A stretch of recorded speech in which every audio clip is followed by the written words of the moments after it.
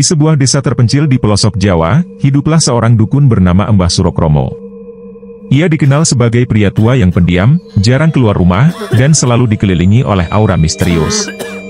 Rumahnya terletak di ujung desa, di dekat hutan lebat, yang menambah kesan menyeramkan pada dirinya. Meski tidak ada bukti nyata, setiap kali ada warga yang jatuh sakit tanpa sebab, atau kematian tiba-tiba, nama Mbah Surokromo selalu disebut dengan bisik-bisik ketakutan. Desas-desus menyebar bahwa Mbah Surokromo adalah dukun santet yang memiliki kemampuan memanggil roh-roh jahat. Namun, tak ada yang berani menghadapinya. Semua warga hanya menyimpan ketakutan dalam-dalam, takut akan balasan jika menantang kuasanya. Hingga suatu malam, sebuah tragedi terjadi yang memecah kesunyian dan mengubah desa itu selamanya. Sinta, putri bungsu Pak Jaya, tiba-tiba jatuh sakit. Tanpa tanda-tanda sebelumnya, ia mulai merintih kesakitan di tengah malam, tubuhnya kejang-kejang dengan mata melotot liar. Suaranya berubah serak dan dalam, seolah-olah bukan dia yang berbicara. Pak Jaya yang putus asa memanggil tabib, tapi semua upaya penyembuhan gagal. Makin lama, keadaan Sinta makin parah, dan desas-desus pun kembali mengemuka, ini pasti perbuatan Mbah Surokromo.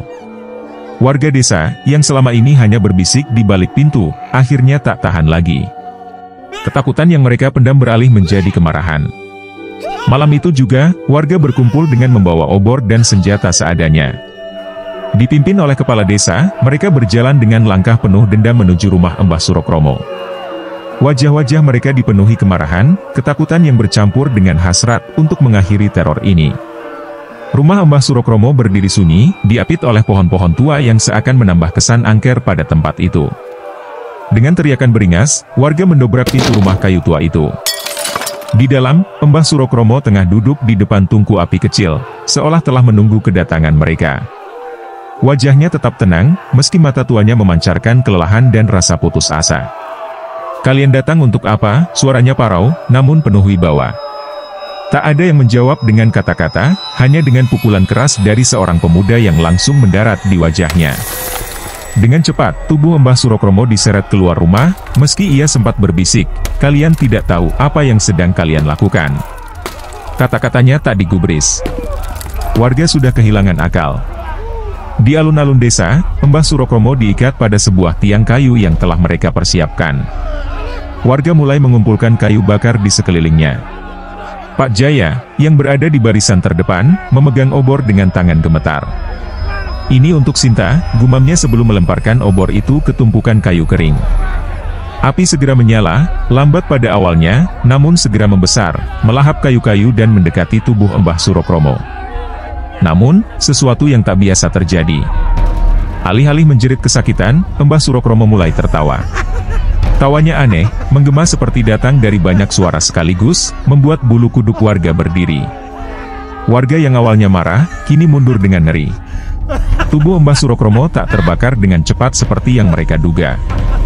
Dagingnya meleleh, namun tetap bertahan, seolah api itu hanya memperlambat kematiannya.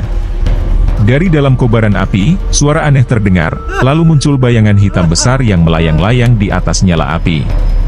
Sosok itu memiliki mata merah menyala, menatap warga dengan penuh kebencian. "Kalian telah membunuh pelayan setiaku," suara itu menggelegar, "dan sekarang, kalian semua akan membayar."